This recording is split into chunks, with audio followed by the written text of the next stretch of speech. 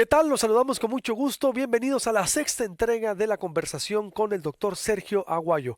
Los saluda su servidor Luis Alberto Medina, hoy en ausencia del doctor Leonardo Curcio, que le mandamos un saludo y para la siguiente ya estará con nosotros, pero hoy con el doctor Sergio Aguayo queremos conversar el juicio de Genaro García Luna.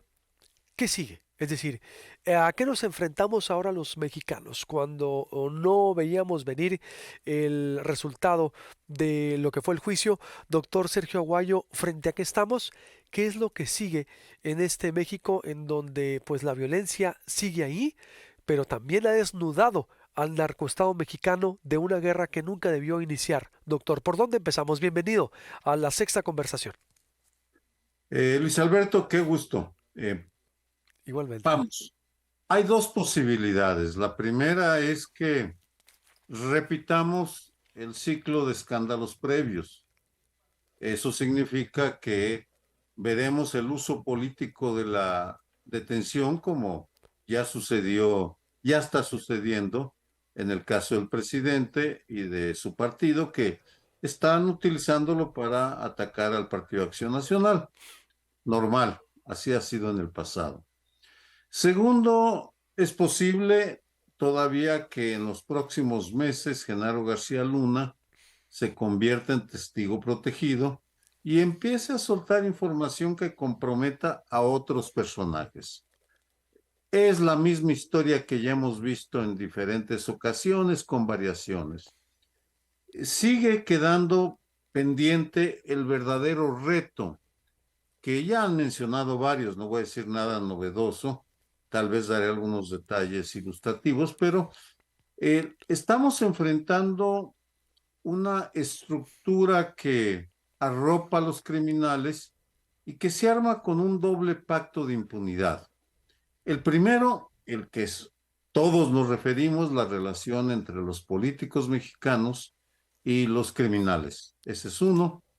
Eh, el segundo, que se entiende menos, es la, el entendimiento entre México y Estados Unidos, y por el cual Estados Unidos, Washington, se hace de la vista gorda cuando así conviene a sus intereses para no acusar, no criticar a personajes que puedan afectar la estructura de poder, porque el, la ventaja de Washington, que tiene Washington en este juego y que tienen los gobernantes mexicanos, es que somos imprescindibles para Estados Unidos como aliado estratégico, no por nuestra capacidad bélica, sino por la ubicación que tenemos. En ese sentido, el futuro, lo que haría la diferencia es que se profundice, ya no con este gobierno que en estos temas anda de sabático, sino con el próximo gobierno federal que tendría que entender la necesidad de ir al fondo de la comprensión de las redes criminales. Ahí es un trabajo de investigación del Estado y de la academia y el periodismo que tenemos que completar. Ya hemos avanzado bastante, ya sabemos lo que pasó. Creo que en otras ocasiones ya he comentado el caso del sonorense Abelardo Vélez Rodríguez. Él es un pionero en la creación de este pacto de complicidad y de protección de criminales dedicados en su momento en los años 20, cuando estaba de gobernador, jefe militar y gobernador en Baja California, que auspició a delincuentes. Ese sería el reto que nos llevaría a una solución de fondo y por la cual debemos trabajar. En tanto eso sucede, donde sí está dándose cambios bien importantes es en iniciativas de entidades de la República. Pongo como ejemplo para cerrar esta primera intervención el caso de la zona metropolitana del Valle de México. Los, lo que es ahora la capital, la Ciudad de México y el Estado de México han apostado por una solución diferente a la federal. Tienen, por ejemplo, mandos policíacos y civiles. Le han apostado a ellos y no a los militares. y están teniendo éxito. Es esa fórmula local la que veremos en los próximos años, en tanto logramos deshacer la madeja de medias verdades, ocultamientos sobre el pacto criminal entre políticos y criminales mexicanos y de entre las élites gobernantes de Estados Unidos y México. Muchos se preguntaron, doctor, ¿por qué no se dio a conocer o no salió ningún nombre de autoridad de Estados Unidos? Ciertamente el juicio era contra García Luna, pero vemos otra vez ese halo protector indirectamente o directamente en donde pues no conocemos capos estadounidenses o no caen autoridades estadounidenses o al menos no se sabe, doctor, en todo esto en donde uno se pregunta, exacto, Calderón no sabía, preguntamos que muy lamentable para mí la respuesta del expresidente, pero tampoco los gringos no sabían, doctor. Sí, sobre lo primero, Hernán Gómez, un columnista que favorece a la 4T, publicó en el Universal este domingo una columna bien interesante porque recupera los datos precisos de aquellos personajes que sí le informaron al presidente Calderón sobre la posible responsabilidad de Genaro García Luna. Es decir, si hubo quien le fue a decir al presidente, es más, ha habido quienes me han dicho, me consta que él lo sabía y simplemente ignoraba todas las llamadas por arrogancia, por lo que sea. Yo no, ahí sí no me meto a especular. Lo segundo, la relación con Estados Unidos y México, ahí existe ese entendimiento por el cual los gobernantes de los dos países tienden a llegar a acuerdos implícitos o tácitos para guardar silencio sobre la participación de eh, políticos funcionarios estadounidenses en la protección de las redes criminales. A eso me refiero cuando digo estamos atrapados con una pinza armada por la complicidad, el pacto de impunidad en México y por los pactos de complicidad con Estados Unidos. ¿Qué seguiría entonces para el caso mexicano?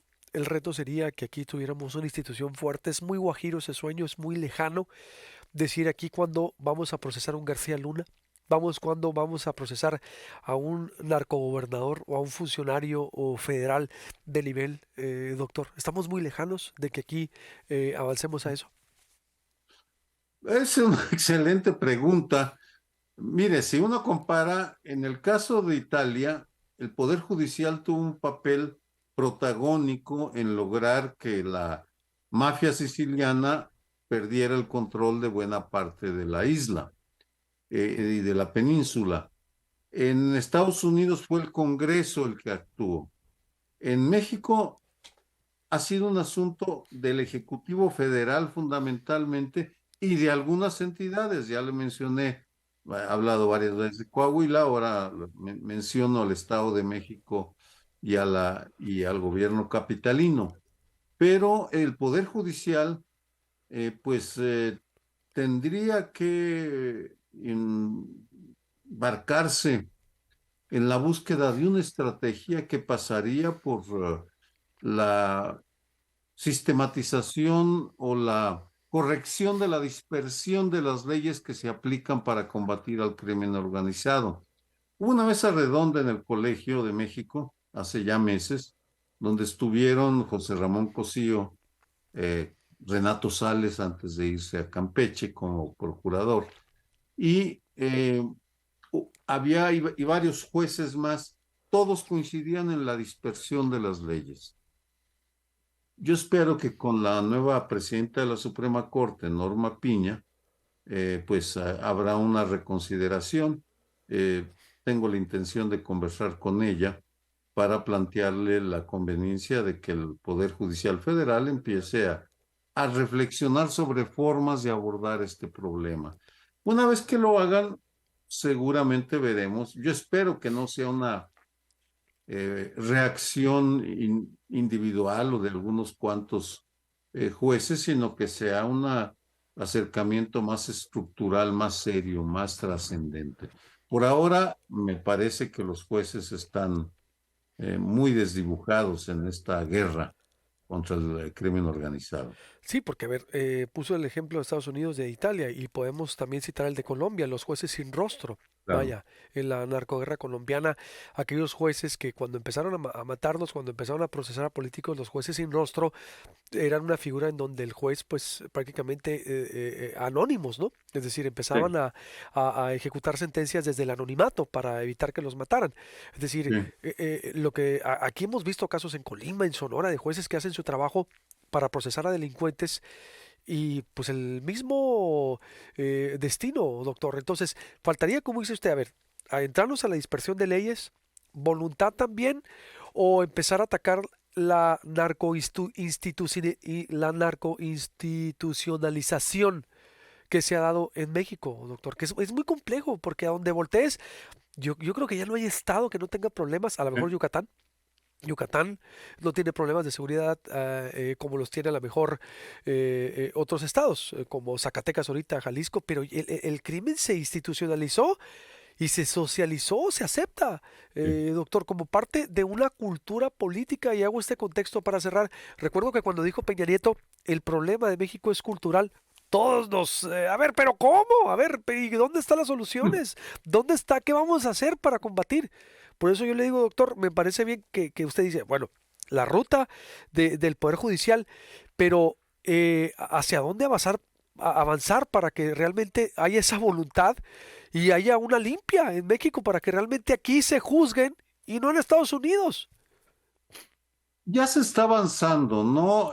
Lo que sucede es que no carecemos de un plan integral visible. El Ejecutivo Federal está muy desdibujado, el de López Obrador, en este tema. Vamos, es llamativo lo poco que está innovando. Las principales innovaciones sí están saliendo de entidades de la República, Lo que decía. gubernaturas, sobre todo algunas presidencias municipales, preocupadas por el avance del crimen organizado y se están logrando soluciones. Habla de Yucatán. Yucatán también es el crimen organizado, Totalmente. pero hay esfuerzos por controlarlo. Lo mismo, ayer tuvimos una mesa redonda para presentar el Atlas de la Seguridad del Estado de México y estaba el alcalde, el secretario de Seguridad y el alcalde de Netzahualcóyotl, que tiene una de las mejores policías de proximidad de México, y conversábamos sobre cómo sí se está logrando contener en algunos lados, pero todavía carecemos del plan integral que yo espero en la próxima presidencia, quien gane, sí se tome más en serio la elaboración de un plan integral consensado con los gobiernos de los estados, los municipios y con la sociedad que está muy interesada en el asunto, empresarios, grupos empresariales, académicos, periodistas, pero bueno, si no se nos convoca, si no se nos permite participar, bueno, es muy difícil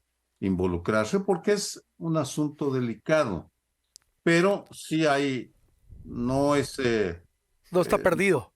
no está perdido, vamos, yo no, lo que requiere es un acercamiento diferente al que hemos visto. Y el caso de García Luna lo ejemplifica perfectamente. Así que esperemos que no se diluya como Gutiérrez Rebollo, por ejemplo, aquel general que dirigía el Instituto Nacional contra las Drogas y que terminó en la cárcel, o algunos más. Necesitamos un nuevo enfoque y yo espero que en el 24 gane quien gane de Morena o de otro partido, tenga otra actitud hacia el problema de la Del, presencia ah, cultural. me llama la atención, porque es la tercera vez, creo, durante la conversación, esta interesante conversación que estamos teniendo cada martes con el doctor Sergio Aguayo, con diferentes tópicos de temas de seguridad nacional o en lo internacional que afectan a México, que ya ve usted por perdido en lo que resta del sexenio que cambie la política integral, doctor. Es decir, usted ya aquí no vemos tiempo, voluntad o ganas o un plan, sino hay que esperarnos al siguiente gobierno de la República para que encabece todos estos esfuerzos de transformar y de impulsar un nuevo sistema de justicia y que las cosas caminen, doctor. No, bueno, yo no veo el afán, ya está el presidente y Morena están en la lógica de la campaña. Sí, Punto. Vamos, ya no. Y quienes ahora tienen la responsabilidad, que son los militares, están pues en su propia lógica administrando una Guardia Nacional que se dedica fundamentalmente a patrullar y a atacar a algunos blancos muy específicos. Tal vez cambie. Abro la posibilidad.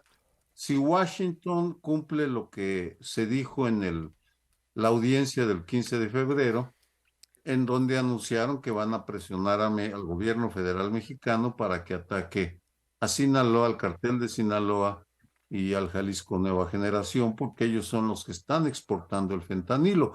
Pero vamos, lo anunciaron, pero no sabemos si lo van a hacer y de qué manera, así que pues tenemos que esperar. Por lo pronto, al día de hoy yo no veo voluntad en el presidente de impulsar una reorientación de la estrategia. Creen, están convencidos que está funcionando.